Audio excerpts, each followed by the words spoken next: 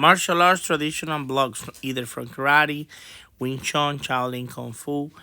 Um, they are all similar. They all have different functions.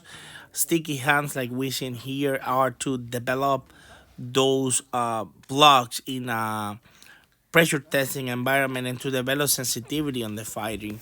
I think the Wing Chun sticky hand or Kung Fu sticky hand, because other styles do have in fact this type of practice. They do develop this instinct, and therefore this is why I'm doing this video for showing off how they work. Of course, this is and they are friendly sparring, but these are professional fighters.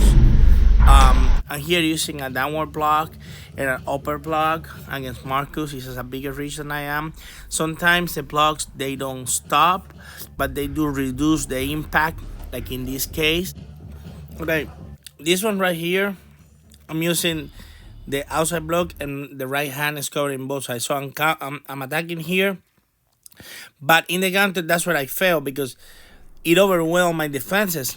Then I should have ideally, I should have to transfer from the traditional blocks to Muay Thai or blocks or boxing blocks and use bob and weave a little bit more, because in this case, the flurry of punches that Marcus was sending at me was way better than what my blocks were doing at the time. So that's something very important to annotate. You see how the pack out works, then the bone Saudi work.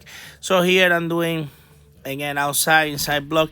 And the good thing about these blocks is that they kind of break the rhythm of the other fighters and allow you to do strikes like that, like to the back face to the liver. They're really good, and they can stop a fight. That particular block. Here I'm using more of the Chisao concept because this fighter is a little bit elusive. Like you don't see this for some reason. He doesn't telegraph anything at all.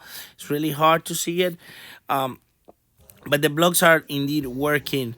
The outside block and covering all the punches that he's throwing. He tends to reach a little bit, and that give him an advantage. But see how when you do the outside block, you stop the jab and cross.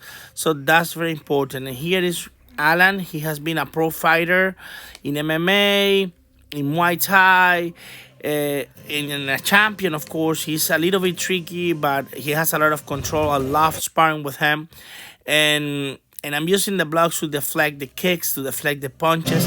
But with him, it's so hard that I have to use Chisao and all my skills to be able to counter. I hope you guys enjoyed the video.